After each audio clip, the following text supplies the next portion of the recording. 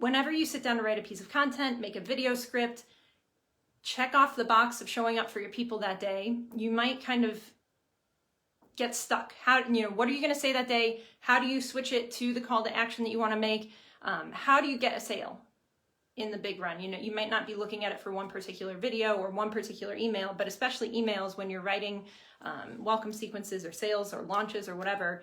How are you looking at the framework of what you're writing, and how can you make it so that you can come to the computer easily, start typing, and know that it's going to go out and do its job?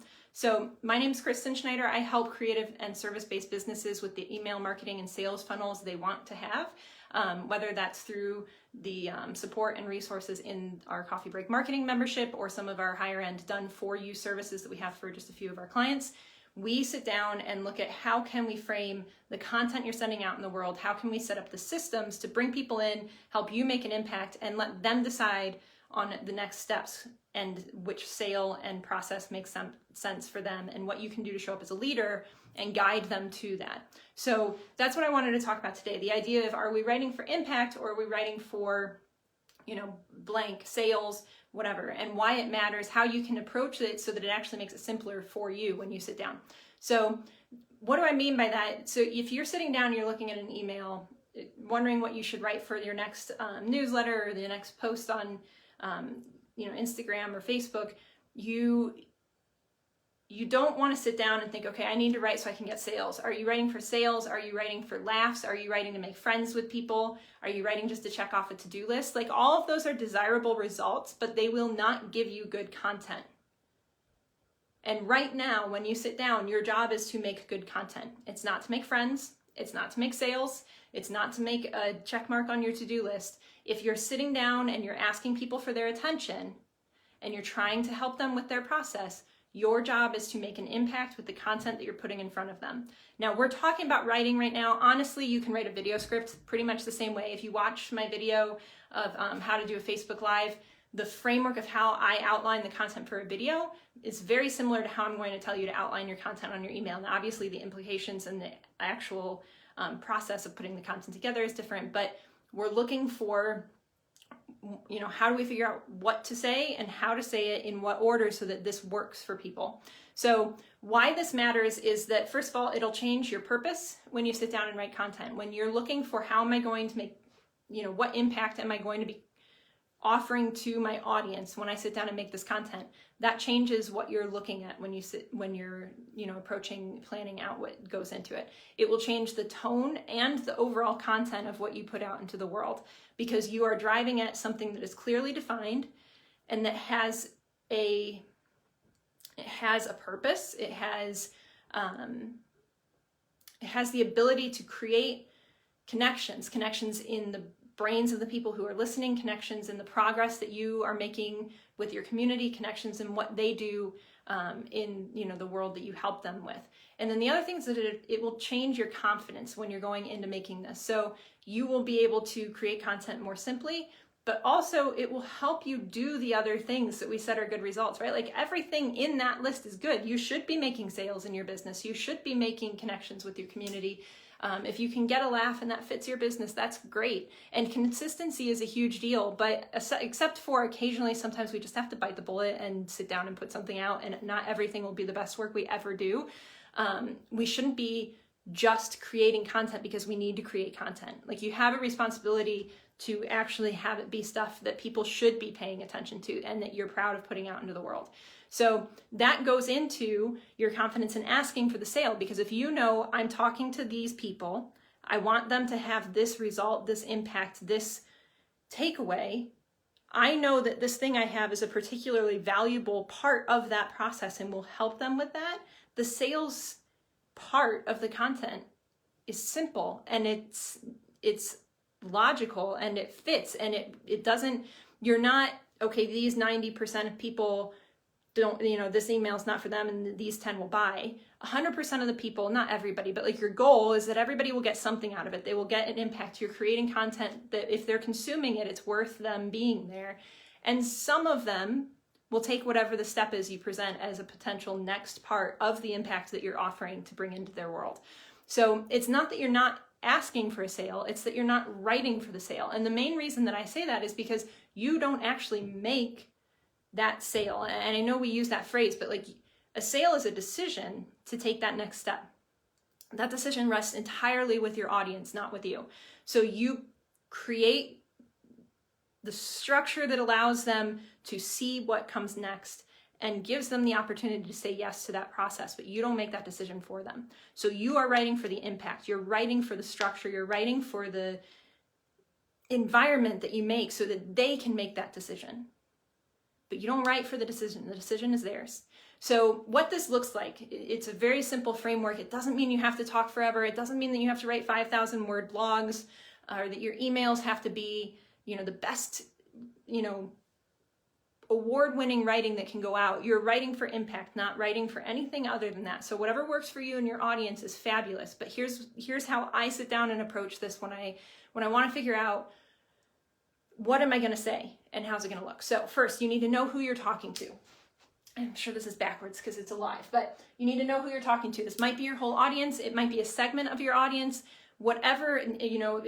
Just a little bit ago, I went live in a particular private group. I talked to them differently than I'm talking to you.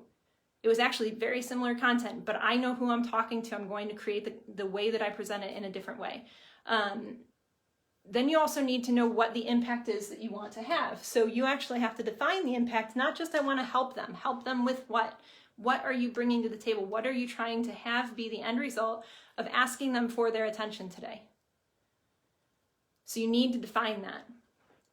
That's you. That's prep. That's what you need to know and define. So this is not what creates the content. It's what gives you the ability to sit down and actually start creating the content.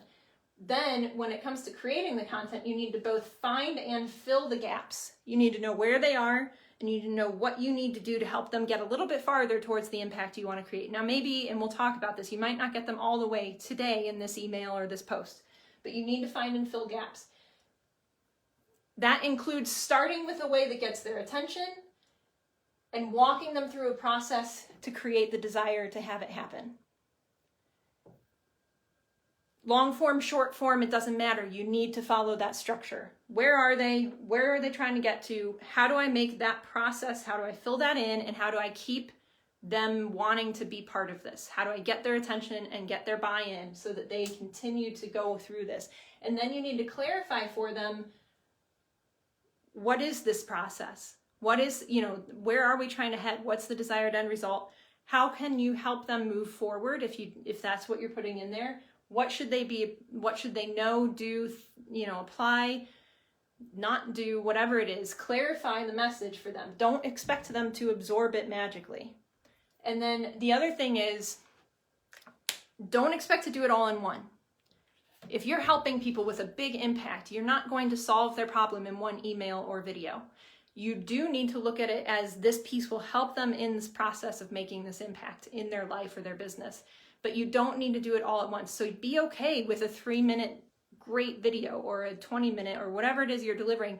It doesn't have to all be solved today. The other thing is, one, because that's just how your brain works, right? Your brain needs to make incremental, and sometimes the incremental stuff is big jumps, but it's still individual steps. The other thing that is important to know about how people's brains work, and I know I say this all the time, but since the message is literally be repetitive, I'm okay with it, but you need to be repetitive. You need to come back and say these things over and over again. If it's important enough to be an impact you want to make, it's important enough for them to really latch onto it and for people's brains to really integrate a concept and apply it thoroughly and own it and understand it as something that their brain can process, not just repeat what you've told them. They need to hear it in different ways, at different times, different modalities like audio, visual, tactile, which is like touching, getting them moving. Whatever you can do to help them integrate it into their brain is important. So work with how people's brains work, get their buy-in, help them see the structure of what it is, and look at, if I'm taking them from here to here, what does my content need to say? And then you can fit in the sales and the laughs and the friends and checking off your to-do list, and it will be so much simpler as a flow. So what this looks like in the real world is you can follow a structure. You can apply this framework when you sit down and write.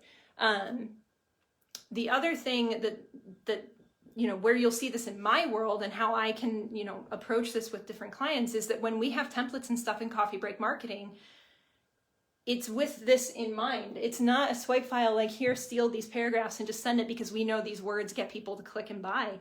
It's, what do we need to say? How are we filling these gaps? They're frameworks. They're for you to put your actual thoughts and content in with it being simple and no stress. But it's not just stealing somebody else, not stealing it in a bad way because you have permission with swipe files, but like, you're not just taking somebody else's words because you know that it'll get people clicking. You're taking a structure that we know follows people's brain process, and you're putting it so that you can have the impact that you want without it taking forever and making this an even easier process. So if you want to see what that looks like, if you want to peek at like, how can I apply this to templates?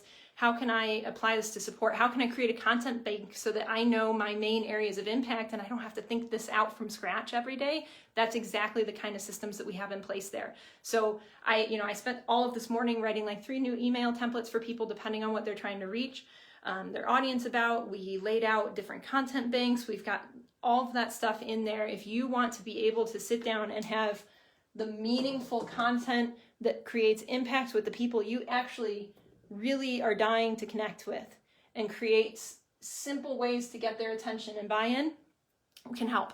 So I will put the link to that Facebook video live so that you can grab that framework if you want it. You can also just message me and ask for it.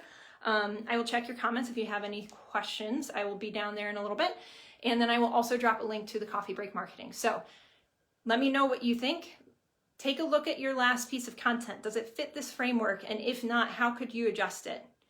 Revise it, put it back out into the world. I promise it will get a better result. Let me know how it goes. Have a fabulous day, guys. I'll talk to you soon.